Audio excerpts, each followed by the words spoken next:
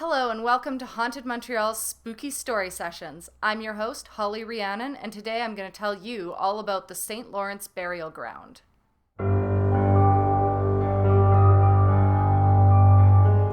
Here at Haunted Montreal, we bring you ghost stories in both French and English every Saturday. Before we get into today's story, please remember to like, subscribe, and hit the bell button so you get notified every time we have a new tale to share. And hey, if you're already subscribed, welcome back. Thank you so much for being here. We're so happy to have you.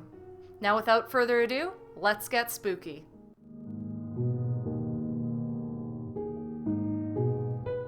In September 2016, dozens of skeletons were discovered buried underneath René-Lévesque Boulevard in front of the Hydro-Québec headquarters during construction work. Archaeologists were called in to extract and study the remains before transferring them to the Protestant Mount Royal Cemetery. Originally the location of the Protestant St. Lawrence Burial Ground, which served the community from 1797 until the early 1870s, today there is no indication of the cemetery's existence except when digging up the road.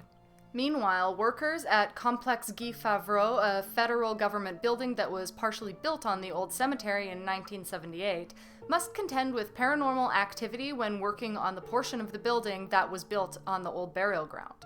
There are rumors that the ghosts of the old cemetery are unhappy with their predicament and want to destroy the complex. Furthermore, disembodied voices with British accents can sometimes be heard in the section built on the old cemetery, murmuring as though in mourning. Objects also sometimes get knocked over for no reason, and the scent of incense sometimes returns without explanation. One employee even reported encountering some sort of undead creature in a dark washroom early one morning. Before speculating as to who or what might be haunting this area, it's always a good idea to examine the history first. Before the British took over the city in 1760, all burial grounds were located within the city walls of the French colony Ville-Marie. The cemetery's northern boundary was at the wall, today marked by Fortification Lane. It extended as far south as the middle of what is now St. James Street. The eastern boundary was at St. Francois Xavier Street, and it extended to Victoria Square in the west. With an influx of British Protestants, a new burial place was needed for them. At first, they opened another cemetery adjacent to the northern wall. Burials were overseen at first by Reverend David Chabran de Lille, a Protestant clergyman from France. The government had chosen de Lille because they hoped he might be able to convert French Canadians to the Protestant religion. However, despite being the Protestant minister in Montreal for nearly 30 years, he was unsuccessful in converting any Catholics. Some people suggested he had a communication problem, especially because he also had a reputation for speaking English so poorly that his own parishioners could not understand him most of the time. When Reverend David Chabran de Lille died in 1794, he was buried in the same cemetery inside the city walls. By the end of the 18th century, officials were becoming concerned with the ongoing burials within the walls because of the perceived dangers to public health. They theorized that it was dangerous for the dead and the living to coexist so closely together, especially with infectious diseases like cholera and smallpox spreading. Church wardens submitted a petition to close the old cemeteries to the Attorney General of Lower Canada, who approved the request and demanded that people stop burying corpses within the city walls. Plans were immediately made to open two new cemeteries, one for the Catholics and one for the Protestants, in rural areas outside of the city walls. The new Protestant St. Lawrence Burial Ground opened in 1797 in the vicinity of today's St. Urbain and René-Lévesque Boulevard, formerly Dorchester Street, whereas the more westerly Catholic St. Antoine Cemetery opened 2 years later in 1799 near Peel Street. The St. Lawrence Burial Ground, also known as the Dorchester Street Cemetery and Protestants' Burying Ground, saw a lot of action during its 80-year existence. When it first opened in 1797, Protestants were given the opportunity to transfer bodies from the old cemetery within the walls to the new one on the outskirts. Plans were afoot to erect buildings on the old cemeteries, which by now occupied valuable real estate. In 1799, James McGill heard that his friend John Porteous's grave in the old cemetery was being repossessed. To resolve the issue, he had the skeleton exhumed and moved to burial plot number 16 in the new St. Lawrence Burial Ground, where it was interred. McGill had purchased his personal plot for £10, and it measured 10 by 7.5 feet. When McGill died in 1813, he was buried next to his old friend John Porteous. His wife, a Catholic, had to be buried elsewhere due to religious regulations that forbade Protestants from being buried in the same cemeteries as Catholics. As the years passed, the cemetery began to fill up with the dead. A stone mortuary was constructed for the deceased, but due to a lack of space for the Protestant church services, it was taken over for worship in the 1850s by Montreal Anglican Bishop Francis Fulford. He put Rector Edmund Wood in charge of ministering to destitute Montrealers who would have to share their small house of worship with the dead. When Wood and Bishop opened the mortuary doors for the first time, they were nearly overpowered by the stench of decomposing corpses. His nostrils twitching, the bishop remarked, "Do you not think, Wood, that a little incense would be appropriate?" Despite the ever-present smell of death, Edmund Wood was not discouraged. He opened the creepy mortuary for church services, and seats were provided free of charge. Wood's pastoral work concentrated on the poor, prompting the congregation to grow quickly in size. Before long, there were twice as many people sitting outside among the tombstones as there were inside the mortuary. Eventually, the mortuary was deemed too small, so a lot was purchased at St. Urbain and Ontario Streets, where St. John the Evangelist Church was constructed in the 1870s and opened for worship. During the 1850s, the Protestant burying ground was becoming overcrowded and took on a look of dilapidation, prompting plans to open a new Protestant cemetery on Mount Royal in 1852.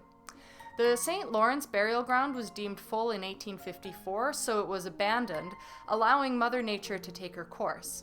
20 years later, in 1872, one visitor described its forlorn condition, explaining that the place was choked with weeds and tall grass.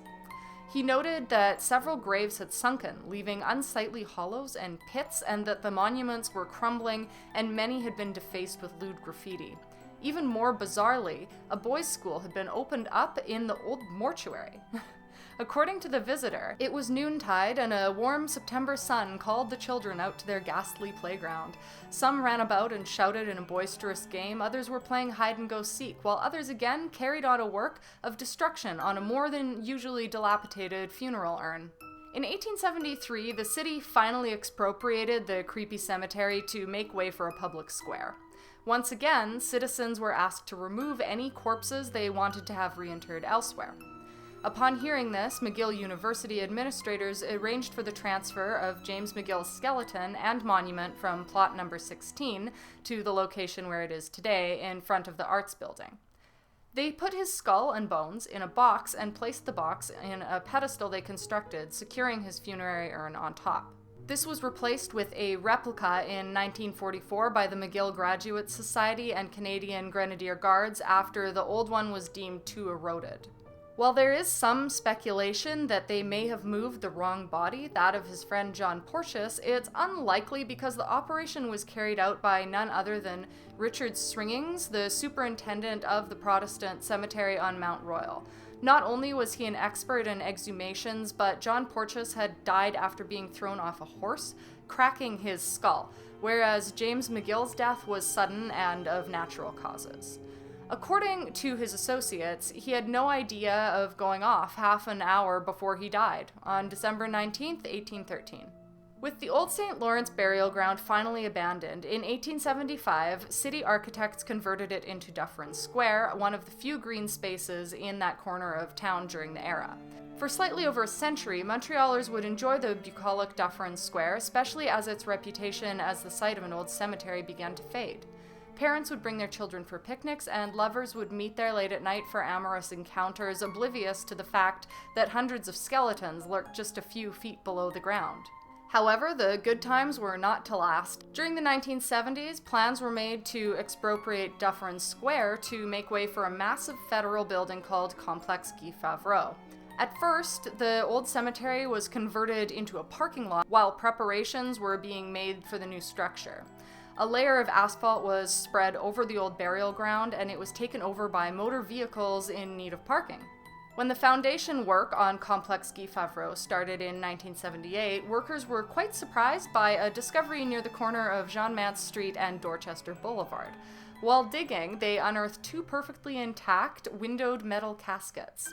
The coffins belonged to two brothers, Noah Shaw, who died in 1836 at the age of 16, and Edward Payson Shaw, who died in 1844 at the young age of 6. He had accidentally been killed in his father's carpentry shop on Nazareth Street in Griffintown. The two boys were reburied in their original unopened coffins in the Mount Royal Cemetery. They were soon joined by the assorted bones of another 60 individuals, all of whom were dug up during the construction of Complexe Guy Favreau, including members of the British garrison who had served in Montreal prior to 1814. Over the course of time, over 100 skeletons had been unearthed in the vicinity. The massive Complexe Guy Favreau was controversial from the beginning. Designed as a 12-story building complex containing Canadian government offices, it was named after Guy Favreau, a former MP, federal cabinet minister, and Quebec Superior Court justice. Built over a 6-acre plot of land, the complex was built to contain various Canadian governmental offices, rental properties, a housing cooperative, commercial units, and a daycare facility.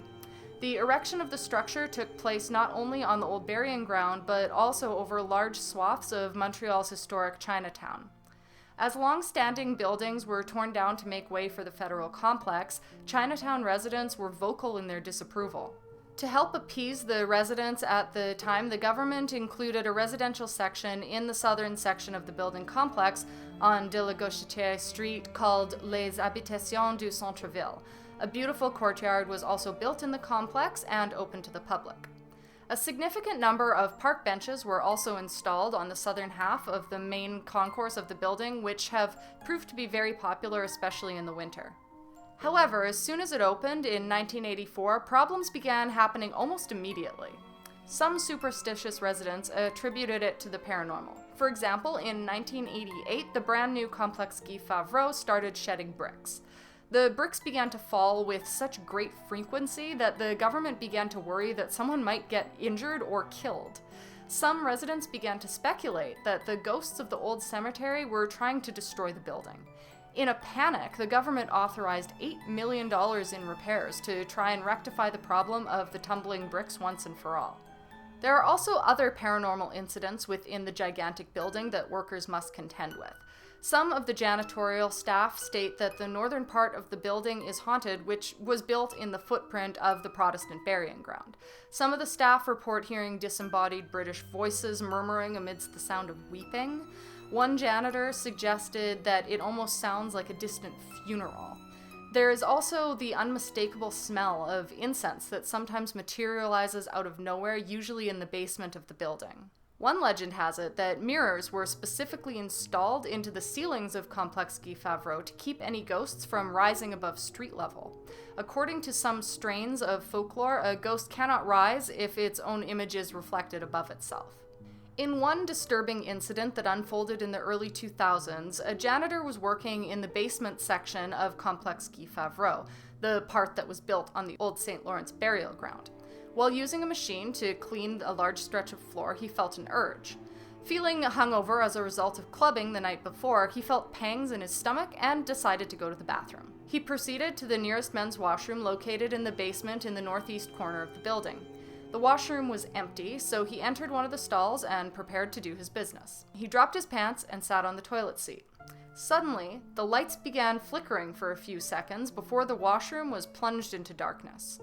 The man was surprised because there were rarely any electrical failures in this massive complex. He wondered if the problem was localized or if it had affected the whole building. As he was thinking, he heard a faint gurgling noise from somewhere within the washroom. At first, he thought it might be related to the pipes, but as he listened more closely, he realized that it sounded almost human. He then heard what sounded like heavy footsteps, slowly coming towards the stall. The gurgling noise got louder, and suddenly the door to the stall burst open. The man jumped up in a state of pure terror and yanked his pants back up. He tried to escape from the stall, but it felt as if someone or something was in there with him, preventing him from leaving. The man struggled with the unseen creature, which now had grabbed him. Wrestling, the man finally managed to break free of its grasp. In the inky darkness, he quickly groped his way towards the exit of the bathroom, the gurgling noise right behind him. Finally, he burst out through the washroom door and into the light-filled basement of Complexe Guy Favreau. He ran as fast as he could to the staff room to report what had happened. Out of breath, he blurted out his story to a skeptical colleague. When he got his courage back, they went to investigate the bathroom together. They cautiously opened the door and began examining the lavatory, but found no evidence of electrical failure or anything else unusual. The man was stumped, swearing that he had experienced a ghost or something paranormal.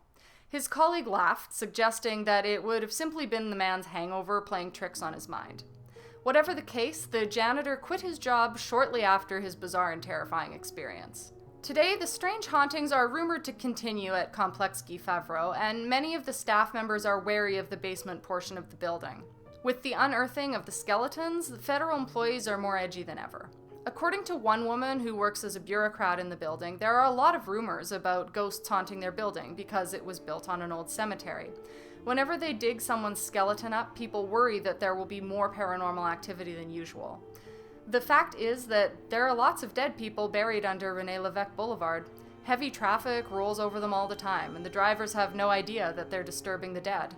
Today, there is nothing whatsoever to indicate the presence of the old St. Lawrence burial ground, not even a historical plaque. Indeed, it's only when workers dig up the road that people are reminded of the gruesome fact that many skeletons lie just beneath the ground on one of Montreal's busiest boulevards. Are you a Montreal resident or perhaps a tourist who has experienced something strange in this area of the city? If so, we want to hear your thoughts on what could be going on. Thank you so much for stopping by. If it's your first video, we hope you'll stick around for another. We post videos in both French and English every Saturday. If you'd like to learn more about the organization founded by the talented Donovan King, it's all listed in the description down below, along with links to purchase tickets to in-person storytelling tours. Remember to like, subscribe, and comment. We'll have a new video out for you next Saturday, but until then, stay spooky.